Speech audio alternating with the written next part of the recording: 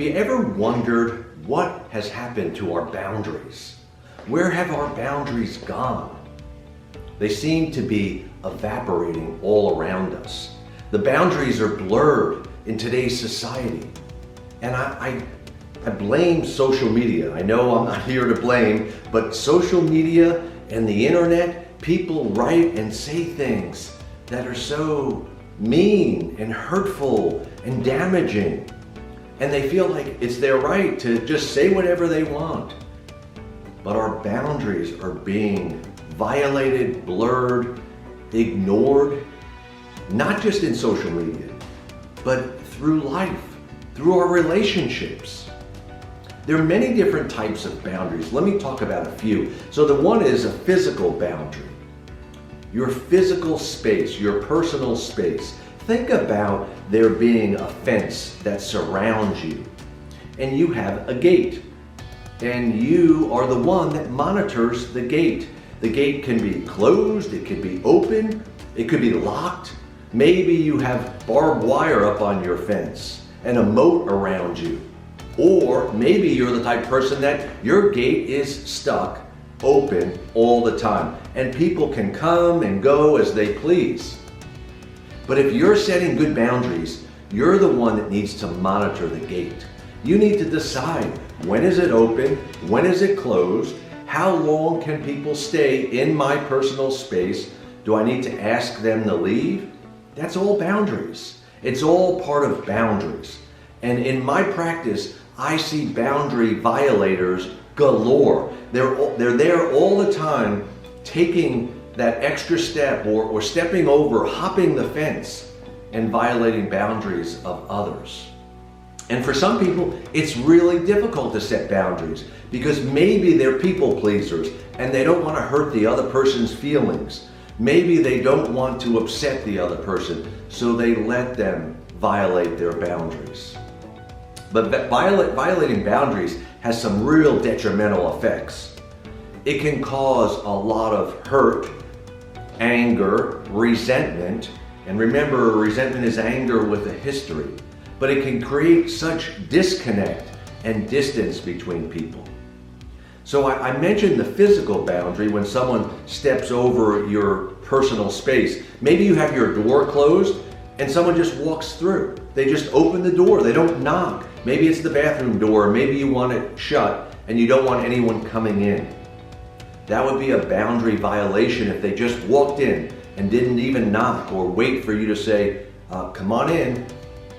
Or maybe there's an emotional violation in boundaries. Emotional violations would be telling someone something that you heard from your significant other that they said, don't tell anyone about this. This is really personal. This is really intimate. I don't want you sharing it. And then you go and share it with someone else. That's a violation. That's a boundary violation. Or maybe you share something personal with your significant other, and then in the midst of an argument, they throw that back up in your face. They use that personal information against you. Again, a boundary violation. So people can have boundaries and violate boundaries physically, emotionally, relationally, in parenting, in finances. It covers a whole lot of areas. And especially in today's day and age, with the internet and with what's going on in our world, it seems like boundary violators are overlooked or condoned or accepted. And it seems okay, or it seems like it's intensified. The people who violate boundaries are like exploding, and it's happening all the time. Remember, you violate boundaries both in your words and in your actions. And sometimes people have so much pain in themselves that they feel compelled to inflict that pain on others by violating the boundaries instead of dealing with their own pain. So what do you do? How do you deal with this? Well, the first one and the simplest one, but maybe the hardest one, is working on saying no. You got to start saying no to people. Confront the conflict. Be assertive and say no. Don't allow people just to step over or step on you. You gotta have boundaries, and you gotta be able to say no. Sometimes that's hard to do, and sometimes it's hard to do without guilt. So I would encourage you to try to say no and set limits without guilt. Now, the setting limits could be, maybe I'm gonna help you for this block of time on maybe packing up your house, but I can't spend the whole day here. I have other things to do. So you set limits on how much you're willing to do instead of just accommodating the other person's needs totally. Because what happens is you lose self-respect. You're not honest with yourself, and you lose self-respect, self-esteem, and you give up all of your power when you allow that to occur. So part of it is being able to communicate directly, being able to say no, being able to set limits, and being able to have self-respect, being able to have that desire to put your needs first, to take care of yourself. Yeah, I know sometimes it's good to help others and put your needs second. That is true at times, but at other times we're doing too much for others. We're rescuing them, we're caretaking them, and we're not taking care of ourselves.